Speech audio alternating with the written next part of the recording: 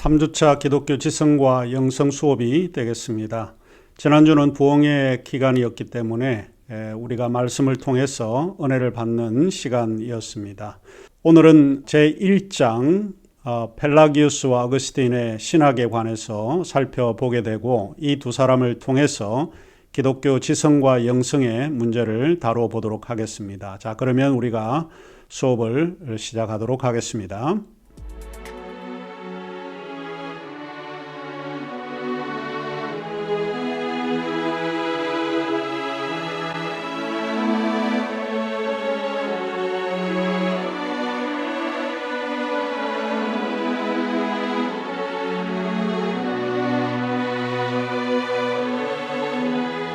자, 세 번째 강의입니다. 세 번째 강의에서는 펠라기우스 어거스틴을 살펴보겠습니다.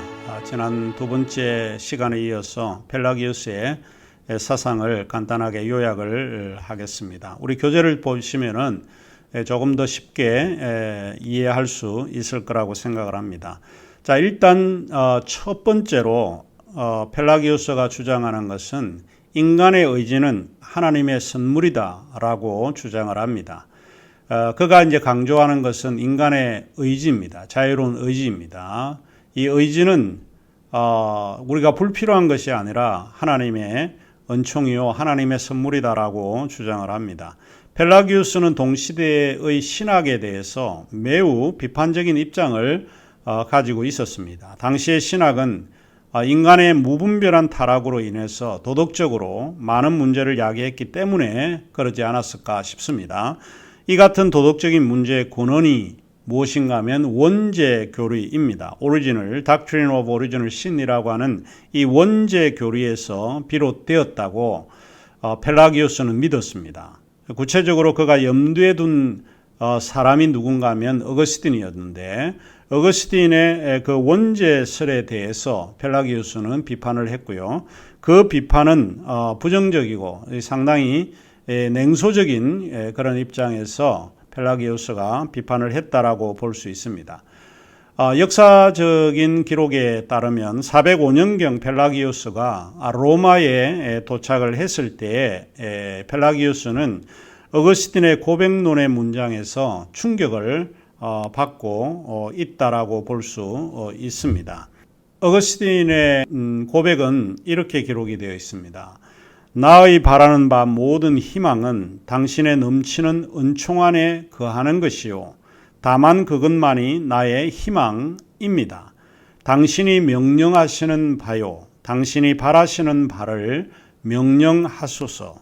당신은 우리에게 성욕을 절제하도록 명령하셨으나 실제로 하나님께서 할 수 있도록 해주지 않으면 아무도 그것을 절제할 수 있는 자가 없다는 것을 내가 알았습니다. 이런 것까지도 당신의 은총임을 아는 것이 지혜임을 깨닫습니다. 자, 이것이 어거스틴이 이제 그런 고백을 하게 되고, 이 기사를 읽은 펠라기우스는 조금 이해가 안 됐다라고 볼 수 있습니다. 자, 이 내용이 이제 21쪽에 있는데 여러분이 좀 보시면 될 것 같습니다. 결국 펠라기우스는 인간의 의지가 하나님의 은총이라고 하는 입장에서 출발을 하고 있기 때문에 의지가 굉장히 중요하다는 겁니다. 성욕의 문제뿐만 아니고 여러 가지도 우리가 믿음과 연관되어 있는 기독교 신앙의 실천적인 행위까지도 실제로 의지가 얼마나 중요하냐 라고 하는 것이 이제 펠라기우스가 생각을 한 내용입니다. 우리 교재 22쪽, 3쪽에 보면 그에 대한 이야기들이 더 나오고 있는데, 특별히 펠라기우스가 유아 세례에 대해서도 비판적인 입장을 가지고 있었다라고 하는 것을 알 수 있습니다. 이 펠라기우스는 갓 태어난 유아의 구원에 대해서 비판을 했습니다. 이유는 아주 간단한 거죠. 조금 전에 이야기를 했지만 펠라기우스는 인간의 의지를 하나님의 은총으로 받아들이기 때문에 굉장히 중요합니다. 의지는 우리가 무엇을 할 것인가 내가 결정하는 것이다 라고 보는 것인데, 그래서 아직 자신의 의지로 선택할 수 없는 유아의 상태에 이 유아가 세례를 통해서 구원받는다라고 하는 것을 펠라기우스가 바라볼 때는 이게 문제가 어마어마하게 많다라고 생각을 하지 않았겠습니까? 그래서 결국 펠라기우스는 갓 태어난 유아에게 소위 세례를 베풀고 이 구원의 행위를 한다라고 하는 것은 있을 수 없다. 이렇게 주장을 했습니다. 그래서 펠라기우스는 유아 세례에 전적으로 반대했던 그런 입장입니다. 이유는 우리가 세례를 받는다, 침례를 받는다라고 할 때 그것은 자발적인 의지의 행위가 근거되어 있기 때문에 그렇다라고 이제 주장을 해볼 수 있습니다. 뿐만 아닙니다. 이 펠라기우스의 논리 구조를 이제 살펴보게 되면 더 흥미로운 것이 있는데 그것이 아담은 하나님에 의해 무죄로 창조되었다 주장을 합니다. 이것이 이제 우리 기독교 정통 교리와 위배가 되는 부분인데 우리는 타락한 존재라고 믿고 우리가 생활을 하고 있는데 아담은 이미 하나님에 의해 무죄, 죄가 없는 상태로 창조가 되었고 아담은 불멸의 영혼과 사멸적 육체를 가지고 모든 선을 행할 능력을 부여받았다. 이렇게 펠라기우스가 자신의 논리 구조 속에서 설명을 하고 있습니다. 아담은 이성과 자유의지를 그러면 동시에 부여받았다 라고 하는 것입니다. 이성의 기능은 이성 없는 자유를 통제해야 하는 것이고 반면에 자유의지는 하나님을 섬겨야 한다는 것이죠. 이 모든 것은 인간이 가지고 있는 자유에 의해서 하나님을 믿고 섬겨야 한다라고 하는 것이 그 근거에 달려 있습니다. 왜냐하면 자유는 인간의 최고선이고 명예고 영광이라고 볼 수 있기 때문에 그렇습니다. 자유는 소멸할 수 없는 소위 어려운 말로 표현을 하자면 생덕적 선이라고 봉구적 선이라고 이미 선언적으로 존재하고 있는 선이 인간의 자유다라고 주장을 합니다. 자유의지는 필연적으로 이제 그런 의미에서 선을 행할 능력도 있지만 동시에 악을 행할 능력도 소유하고 있다라고 이해할 수 있습니다. 두 번째로 펠라기우스 신학은 합리적이고 논리적인 담론입니다. 펠라기우스는 상당히 지성적인 것에 너무 강조를 둔 그런 수도사였다라고 볼 수 있는데 죄의 신학적인 주제는 합리적인 논리성이 두드러지게 결여되었다라고 펠라기우스는 비판을 했습니다. 아담은 죄를 짓지 않았다고 해도 죽었을 거다라고 생각을 했습니다. 그러니까 죄를 짓지 않았음에도 불구하고 그가 죄를 지었기 때문에 인간이 죽는 것이 아니고 그가 인간이기 때문에 범죄를 안 했어도 그가 죽을 운명이다라고 이야기를 하는 거예요. 인간의 죽음은 자연스러운 현상이다라고 생각한 사람이 펠라기우스입니다. 말하자면 인간의 죽음이라고 하는 것은 필연적이라는 것입니다.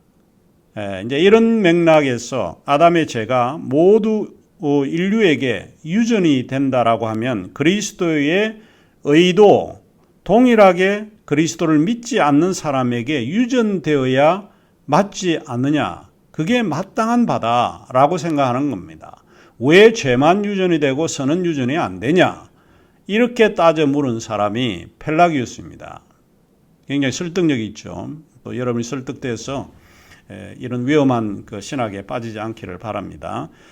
그 다음에 세례 혹은 침례가 죄를 씻어준다면 세례를 받는 사람들의 자녀들도 죄로부터 벗어나 있어야 한다는 겁니다. 이미 세례를 통해 죄의 용서함을 받은 사람들은 그의 자녀들도 죄가 없어야 이게 지성적으로 또 논리적으로 옳은 이야기가 아닌가라고 주장을 했습니다.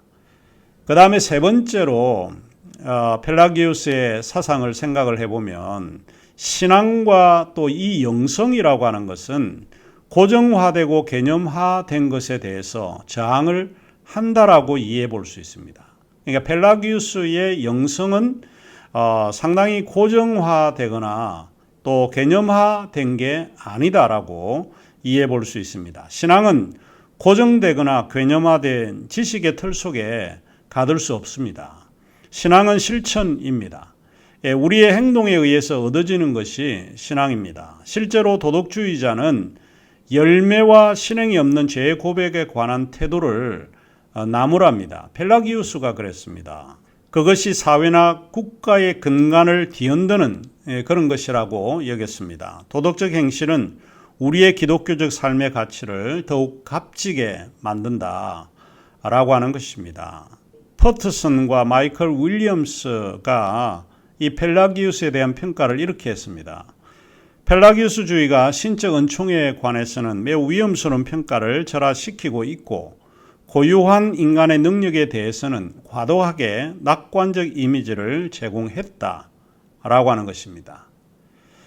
결론적으로 이야기를 하자면 하나님의 은총을 오용하는 일은 비도덕적 삶을 정당화시킬 수 없다. 이렇게 이해를 해볼 수 있을 것 같습니다. 그러면 펠라기우스의 사상에 대해서 생각을 해보면 이렇습니다. 기독교 핵심은 무엇인가? 기독교 핵심이라고 할 때 보통 많은 사람들이 솔라 스크립투라, 소위 오직 성경, 솔라 피데, 오직 믿음, 솔라 크리스토, 오직 예수 그리스도, 솔라 데오 글로리아, 오직 영광을 하나님께, 솔라 그라티아, 오직 은혜 혹은 오직 은총, 이게 기독교의 핵심적인 그런 내용으로 보통 우리가 살펴보습니다. 이 기독교의 핵심과 관련해서 가장 심각한 신학적인 논쟁이 솔라 피데입니다. 이신칭의 많이 들어보셨죠? 이신칭의의 논쟁입니다. 솔라 피데라고 하는 것은 오직 믿음이라고 하는 이것이 교회의 존폐를 가늠하는 조항이었기 때문에 그렇습니다. 종교개혁자 루터 같은 후대의 사람이 노예 의지론에서 에라스무스를 펠라기우스의 영향으로 표현합니다. 그 이후에 조금 그 솔라 피데라고 하는 그 기준에 맞지 않으면 사람들이 그런 이야기를 한 것 같아요. 너 펠라기우스의 망령이야. 이렇게 이야기를 한다는 겁니다. 이처럼 펠라기우스는 이단자로서 오랫동안 사람들의 입에 조금 냉소적으로 이야기가 되지 않았나 생각을 합니다. 루터는 이신칭의를 교회의 심장이다라고 불렀습니다. 코르 에클레시아이라고 이렇게 말을 했는데 결국 교회의 심장이다. 그래서 루터는 중생과 믿음의 관계에서 단독설과 신인협력설에서 펠라기우스의 사상을 신인협력설이라고 생각을 하고 비판을 했던 것을 우리가 기억을 하고 있습니다. 그럼에도 불구하고 펠라기우스는 이런 이야기를 합니다. 그리스도의 은혜로 가르침을 받아 더 나은 인품으로 거듭난 우리는 율법 이전의 사람들보다 나아야 하고 율법 아래에 있었던 사람들보다 또 더 나아야 한다.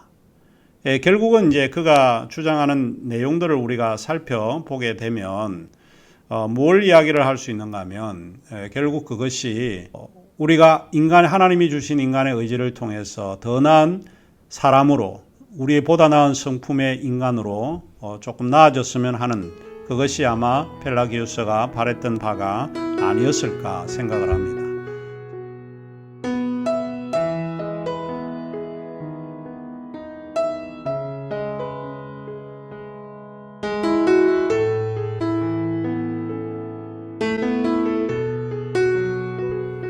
자, 그러면 이제 어거스틴의 신학에 대해서 우리가 살펴보도록 하겠습니다. 어거스틴에 관한 내용은 우리 교재 38조에서부터 시작을 합니다. 소주제로 다루고 있는 은총을 갈구한 시대의 방탕아 어거스틴 이라고 하는 이 소주제를 통해서 제가 여러분에게 어거스틴에 대해서 먼저 간단하게 설명을 해드리도록 하겠습니다. 어거스틴은 워낙 유명하신 분이기 때문에 우리 모든 기독교 신학을 공부하는 사람들에게는 익숙해 있는 사람이라고 볼 수 있습니다. 어거스틴을 떠올리게 되면 여러분에게는 어떤 생각이 떠올리게 됩니까? 어떤 사람에게는 어거스틴을 떠올리게 되면 어거스틴의 어머니인 모니카가 떠오른다라고 이야기하는 사람이 있습니다. 모니카는 상당히 기도의 여성이고 방탕한 아들을 위해서 끊임없이 기도함으로써 기독교로 개종을 시켰던 인물이기 때문에 카톨릭에서는 어거스틴을 개종했다라고 하는 이유 때문에 성 모니카, 성이라고 하는 칭호를 제공했던 걸로 우리가 알고 있습니다. 어떤 사람에게는 이처럼 모니카를 떠올리게 되고 어떤 사람에게는 암브로시우스를 떠올리게 된다고 합니다. 암브로시우스는 어거스틴을 기독교로 개종했던 유명한 설교자였기 때문에 암브로시우스가 떠올릴 수 있다 이렇게 이야기하는 사람도 있고요. 제 경우에는 어거스틴을 떠올리게 되면 은총을 떠올리게 됩니다. 하나님의 은혜, 하나님의 은총. 사실 어거스틴의 삶을 돌이켜보면 그의 삶의 깊숙한 곳에 자리 잡고 있는 하나의 어휘가 있는데 그 어휘가 하나님의 은총입니다. 하나님의 은총은 그의 삶을 지탱하게 하는 유일한 희망이고 근거가 되는 단어입니다. 이처럼 은총은 어거스틴에게 있어서는 없어서는 안 될 그런 말이라고 생각을 합니다.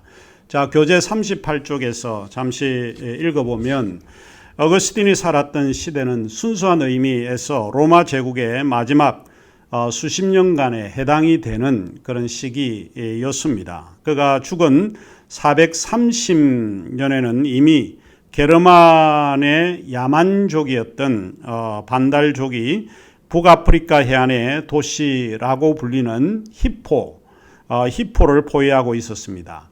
354년 11월 13일 히포에서 가까운 거리에 있었던 타카스다라고 하는 도시에서 어거스틴이 출생합니다. 어거스틴의 가정은 매우 평범한 가정입니다. 그럼에도 불구하고 그가 태어날 때 로마 시민으로 태어나는데 이는 아버지가 로마의 평범한 관리였기 때문에 그가 로마 시민이라고 하는 특권을 받고 출생을 하게 됩니다. 그의 어머니는 우리가 잘 알고 있듯이 독실한 기독교인이었습니다. 어거스틴이 이제 학교를 졸업한 후에 약 370년에서 373년, 약 3년 동안에 카르타고에서 수사학을 공부를 하게 됩니다. 그 결과 그는 수사학 선생이 되었고 또 직종으로 수사학자로서 자신의 삶을 꾸려나가려고 생각을 했던 것 같습니다. 어거스틴은 고대 로마 수사학자였고 철학자였던 키케로의 글에 깊은 감명을 받았습니다. 그래서 그는 철학을 공부를 해야 되겠다라고 해서 젊은 날에 결심을 하기도 했습니다. 상대적으로 그가 익히 어머님으로부터 들어왔던 성경이라고 하는 책은 그에게 지적으로 별다른 의미가 없다라고 여겼을 것입니다. 당시의 철학적 사유에는 이 세계에 존재하는 악의 문제가 주된 사유의 담론이었고 그것을 해결하기 위해서 우리가 잘 알고 있듯이 어거스틴은 마니교에 약 9년간이라고 하는 오랜 기간 동안 그곳에서 공부를 하고 종교 생활을 하게 됩니다. 공명심이 상당히 컸다라고 알려져 있던 그 어거스틴은 곧 로마로 갔다가 얼마 후 당시 황제가 거처하고 있던 밀라노를 방문하게 됩니다. 그가 밀라노를 방문하게 된 이유는 단 하나였는데 암브로시우스가 수사학으로 설교를 하고 있다라고 하는 이야기를 통해서 그가 개인적인 그런 수사학에 대한 관심 때문에 밀라노에서 열리고 있는 예배에 참석하게 됩니다. 또 그가 밀라노로 가게 된 또 다른 이유가 하나 더 있었는데 그거는 밀라노에서 수사학 선생으로 청빙이 되었기 때문에 그곳으로 갔습니다. 그는 귀족 계급이 아니었기 때문에 사회적으로 상당히 성공을 하고자 하는 열망이 강했던 그런 인물이었습니다. 그럼에도 불구하고 그가 포기하지 않았던 것은 학문에 대한 그런 열정은 어느 누구보다도 강했던 것으로 기억이 됩니다. 그의 고백론에 보면 그가 진리를 향한 열정에 불타올랐다라고 고백한 것을 보게 되면 그가 언제나 새로운 학문에 개방적이었다라고 하는 것을 알 수 있습니다. 그래서 만이교에서 주로 이야기를 하고 있는 악의 문제나 악의 담론에 대한 이야기도 학문적인 차원에서 그런 만이교의 종교단체에 가입하지 않았나 생각을 하게 됩니다. 그에 의하면 악이란 원래 존재하지 않는다라고 믿었던 어거스틴이었습니다. 악이란 다름 아닌 비존재, 이 비존재 속에서 하나님이 흘러 넘쳐 세계를 창조했고 이 세계는 물질이 가장 많이 존재하고 있기 때문에 정신이 가장 적게 존재하는 그곳에서 가장 불완전하다라고 그가 생각을 했습니다. 이것은 만이교의 가장 핵심적인 그런 내용이라고 볼 수 있고 만이교는 신플라톤주의의 영향을 어느 정도 받고 있었기 때문에 그는 이 악의 문제에 대해서 이 만이교를 통해서 이야기를 많이 하게 되고 그의 제작 속에도 끊임없이 등장하고 있는 것이 이 악의 문제라고 봅니다. 이혼론적인 어떤 사고 체계가 그의 글 속에 많이 등장하는 것이 이 때문이 아닌가 생각을 합니다. 인생은 전환점이 있습니다. 그가 받았던 전환점은 만이교에서 기독교로 개종한 사건이 하나 있었고 또 하나는 암브로시우스의 그런 설교를 통해서 기독교로 개종한 그런 사건이었습니다. 어거스틴이 카르타고에서 유학을 할 당시에 만났던 한 여인이 있습니다. 상당히 오랜 기간 동안 동거 생활을 했고 이 동거 생활이 어머니에게 많은 상처를 주었던 것을 그의 고백론을 통해서 우리가 알 수 있는데 그 동거한 여자로부터 낳은 아들이 있었는데 그 아들의 이름이 소위 아데오다투스라고 하는 이름입니다. 이 이름이 하나님의 선물이라고 하는 이름의 뜻을 가지고 있는데 어거스틴은 아들을 매우 사랑했던 것이 그의 글 속에 나옵니다. 그의 동거녀에 대해서는 이름을 언급하지는 않았지만은 그의 아들에 대해서는 이름을 언급하고 있습니다. 이 아들이 16살 때에 세상을 떠나게 됩니다. 이 아데오다투스라고 하는 이 이름의 뜻이 흥미로운데 아라고 하는 것은 뭐뭐로부터 라틴어이고 데오라고 하는 말은 우리 데오스 여러분이 잘 알고 있는 신이라고 하는 뜻, 하나님이라고 하는 뜻입니다. 그 다음에 다투스라고 하는데 다투스는 원래 동사 어원이 도입니다. D-O, 도라고 하는 뜻인데 우리가 도 그러면 우리 한국말에 이런 들리는 말은 달라 이런 뜻이지만 라틴어에서는 주다 이런 뜻입니다. 우리 영어에 도네이션 할 때 도네이션 그 도가 라틴어의 어원입니다. 그래서 이 선물이라고 하는 이런 명사형입니다. 그래서 그의 아들의 이름을 하나님으로부터 온 선물이다 라고 하는 그런 의미로 사용을 했습니다. 그의 아들이 매우 영특했지만은 그는 오랜 시기를 지내지 못했던 것 같습니다. 사실 어거스틴을 통해서 우리가 배울 수 있는 삶에서 그가 받았던 두 가지 영향을 생각을 하면 하나는 기독교 신앙의 변정에 대한 그의 열정을 배울 수 있고 또 하나는 자신의 삶 자체가 사유의 중심, 생각의 중심이었다라고 하는 것을 우리가 배울 수 있습니다. 그의 하나님의 도성이라고 하는 유명한 책에 보면 결국 인간의 전적인 부패, 하나님의 불강력적인 은총, 하나님에 대한 전적인 의존, 절대적인 그런 하나님의 통치 이런 개념들이 많이 언급이 되어 있는데 이런 것들이 대부분 그의 삶 속에서 묻어나왔던 그런 사유의 중심이 아니었을까 생각을 합니다. 그러면 어거스틴이 우리에게 제시해주는 그의 신학적 사유가 무엇인지 한 세 가지 정도를 가지고 여러분과 함께 나누고자 합니다. 우리 교재 43쪽을 열어주시면 은총은 하나님의 고귀한 선물이다 라고 주장을 합니다. 펠라기우스는 인간의 자유의지, 의지가 곧 하나님의 선물이고 은총이다라고 주장을 한 반면에 어거스틴은 이 은총 그 자체가 하나님의 고유한 선물이다라고 주장을 합니다. 흔히 어거스틴의 신학을 은총의 신학이라고 이야기하는 이유도 바로 여기에 있다라고 볼 수 있습니다.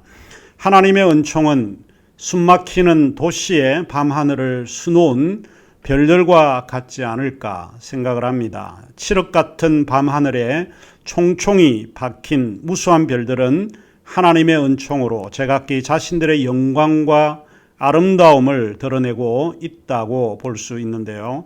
이것은 경직되고 엄격한 도덕주의자였던 펠라기우스 신학과 차별을 보여주는 이유이기도 합니다. 펠라기우스 신학은 도덕에 대한 강조 때문에 그 너머에 흐르고 있는 하나님의 은총과 같은 이런 것을 보지 못하지 않았나 이런 생각을 합니다. 오직 그분의 은총만이 우리의 삶을 지탱하고 의미 있게 합니다. 그래서 어거스틴은 이렇게 고백을 합니다. 43쪽 밑에서 두 번째 줄에서 44쪽으로 이어지는데 제가 간단하게 읽어 드리도록 하겠습니다. 내 마음 깊은 곳에 의지여 내가 어떠한 목적으로 이런 일을 하는지 확실히 밝혀 주소서. 나로 하여금 주님 안에서 행복하게 하시려고 내 지난날의 악한 일들을 용서하고 덮어 주셨나이다. 그리하여 더 이상 절망의 잠 속에서 자기의 무능을 탄식하는 일이 없이 주의 자비로우신 사랑과 그 은총의 감미로움 속에서 눈을 뜨게 하소서. 자, 시간이 다 되었기 때문에 네 번째 강의에서 어거스틴을 더 이야기를 하고 그 다음에 우리가 다른 주제로 넘어가도록 하겠습니다.